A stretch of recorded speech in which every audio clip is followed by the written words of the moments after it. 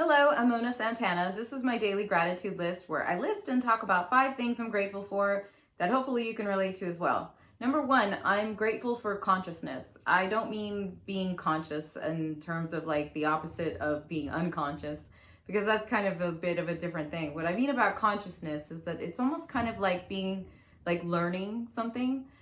When you learn something, you become conscious of that thing. And so you can do that with pretty much, well, with anything in life, in fact. I think consciousness is something that we should feel grateful for, because I'm not really sure if animals have the same kind of consciousness that we do as humans. So I really appreciate that. Number 2, I'm grateful for cashews. I think cashews are so good, and they have a very distinctive, unique flavor. You can use them for making vegan cheese, which I love. Sometimes I don't want to eat cheese because I don't think that dairy is all that good for you most of the time. So I do like a vegan cheese. And I do love cashews in a salad and as a snack or whatever. And I think that they are kind of the best tasting nut. I like a lot of them, but I think cashews are so good. So I am grateful for cashews. Number 3, I'm grateful for canned soup.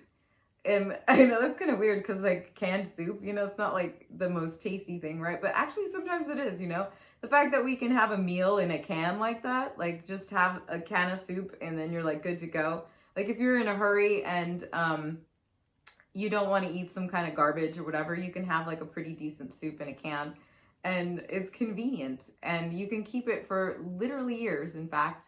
And so that's pretty great. That's not something that has always been possible. So I think those are the little things in life that I like to think about. And I find it makes my life a little bit easier when I realize that there's so many things surrounding me that I could feel grateful for if I really tried. And so I do tend to try, and I hope that this helps you try as well, because it really does help.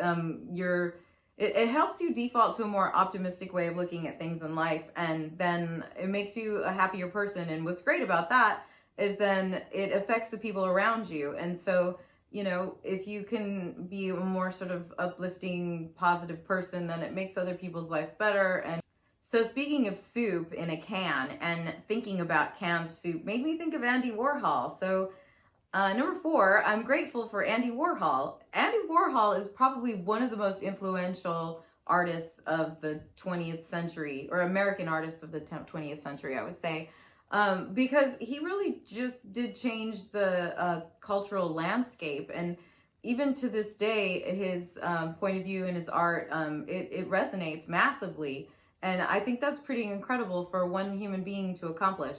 Although he was surrounded by a lot of other people who were artists themselves, by way of a place he called, that was called The Factory in New York. I don't know if you know the history of Andy Warhol, and I don't really have enough time to go through it here, but I can say that I do appreciate all that he contributed to making our lives more interesting and to, showing a different perspective. Andy Warhol pretty much melded together artistic expression, advertising, and celebrity. I would say those were the 3 main ingredients to his wheelhouse of creativity, I guess you could say. But he definitely did say a lot of things that were really interesting. He also had a very unique style, his own personal style. He's kind of the main person behind pop art, and I love that style myself in the 60s. Obviously, it just changed everything. And so I am very grateful for Andy Warhol. Plus, on top of that, he managed and produced The Velvet Underground, which to me is one of my favorite bands. So number 5, I'm grateful for The Velvet Underground. So The Velvet Underground, you had Lou Reed and John Cale and Nico and a whole bunch of other people who came and went from that band. But they created so much great music that resonates to this day. You still hear a lot of that music, and I just really think that when something that is, so underground makes it so that, to the mainstream that like it has, and it's, I don't know, I find them very interesting and unique, because they were pretty much like an underground band. I mean, obviously their name was the Velvet Underground, but they also changed the way people kind of heard music or created music, because they were sort of experimental, and they did come up with a lot of unique sounds and interesting perspectives, and they very much influenced later genres like punk movement and the new wave movement later.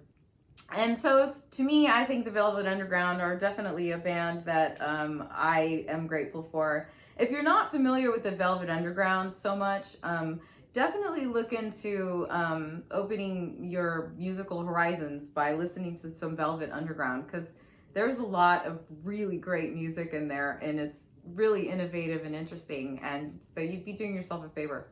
So I want to thank you very much for joining me today. If you've subscribed, I want to say thank you, and if you haven't, please do. I would highly appreciate it. I hope you're having a lovely day, and I'll see you next time. Thanks. Bye.